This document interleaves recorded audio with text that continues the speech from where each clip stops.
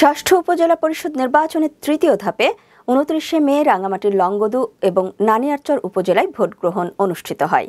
বেসরকারি ফলাফলে নানিয়ারচর উপজেলায় চেয়ারম্যান পদে বিজয়ী হয়েছেন আঞ্চলিক রাজনৈতিক সংগঠন ইউপিডিএফ মূল গ্রুপের অমর জীবন চাকমা। তিনি আনারস প্রতীক নিয়ে পেয়েছেন ৬,১৬৯ ভোট। তার নিকটতম প্রতিদ্বন্দ্বী প্রার্থী জ্যোতিলাল চাকমা মোটরসাইকেল প্রতীকে পেয়েছেন ৩,৭৩৪ ভোট। এছাড়াও পুরুষ ভাইস চেয়ারম্যান পদে সুজিত তালুকদার এবং মহিলা ভাইস চেয়ারম্যান পদে অনিতা চাকমা বিজয়ী হয়েছেন। এদিকে লংগদু উপজেলায় চেয়ারম্যান পদে বিজয়ী হয়েছেন আওয়ামী লীগের বাবুল দাস বাবু। তিনি আনারস প্রতীকে পেয়েছেন ১৬,৯৮৬ ভোট। তার নিকটতম প্রতিদ্বন্দ্বী আওয়ামী লীগের আরেক প্রার্থী আব্দুল বারেক সরকার ঘোড়া প্রতীকে পেয়েছেন ১২,৮২৬। এছাড়া এ উপজেলায় পুরুষ ভাইস চেয়ারম্যান পদে মোহাম্মদ রকিব হোসেন এবং মহিলা ভাইস চেয়ারম্যান পদে ফাতেমা জিন্না বিজয়ী হয়েছেন।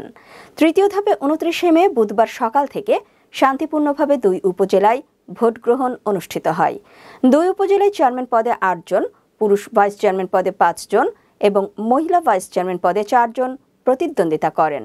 এর আগে তৃতীয় ধাপে জেলার ৩টি উপজেলায় নির্বাচন অনুষ্ঠিত হওয়ার কথা থাকলেও ঘূর্ণিঝড় রেমালের কারণে বাঘাইছড়ি উপজেলায় নির্বাচন স্থগিত করেছে নির্বাচন কমিশন। এ উপজেলায় আগামী ৯ জুন ভোট গ্রহণের কথা রয়েছে।